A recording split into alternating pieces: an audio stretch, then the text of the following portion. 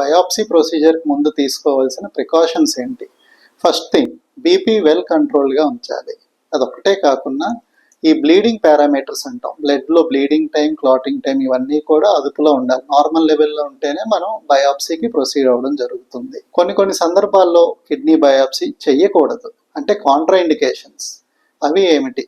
ఒకటి, uncontrolled hypertension, very high BP levels ఉండడం, లేదా బ్లీడింగ్ డయాథసిస్ అంటాం, అంటే రక్తానికి గడ్డగట్టే గుణం తక్కువ ఉండడం, బ్లీడింగ్ టెండెన్సీ ఎక్కువ ఉన్నప్పుడు, లేదా కిడ్నీ సైజ్ ఆల్రెడీ చిన్నగా అయినప్పుడు, లేదా యాక్టివ్ పైలోనెఫ్రైటిస్, కిడ్నీ ఇన్ఫెక్షన్స్ ఉన్నప్పుడు కానీ, లేదా హైడ్రోనెఫ్రోసిస్, కిడ్నీ వాపు ఉన్నప్పుడు కానీ యూజువల్గా ఈ బయాప్సీ అనేది మనం చేయం.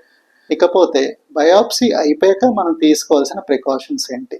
కిడ్నీ బయాప్సీ అయ్యాక మీ నెఫ్రాలజిస్ట్ బెడ్ రెస్ట్ అడ్వైస్ చేయడం జరుగుతుంది. హాస్పిటల్లో అడ్మిట్ చేసి ప్రొసీజర్ చేస్తాం కాబట్టి అది అయ్యాక ఆ రోజంతా బెడ్ రెస్ట్ ఉండి నెక్స్ట్ రోజు నుంచి రెగ్యులర్ యాక్టివిటీస్ అనేవి చేసుకోవచ్చు. తర్వాత కూడా ఒక 2 వీక్స్ వరకు హెవీ ఎక్సర్సైజ్ అనేది చేయకూడదు. ఇవి తీసుకోవాల్సిన ప్రికాషన్స్.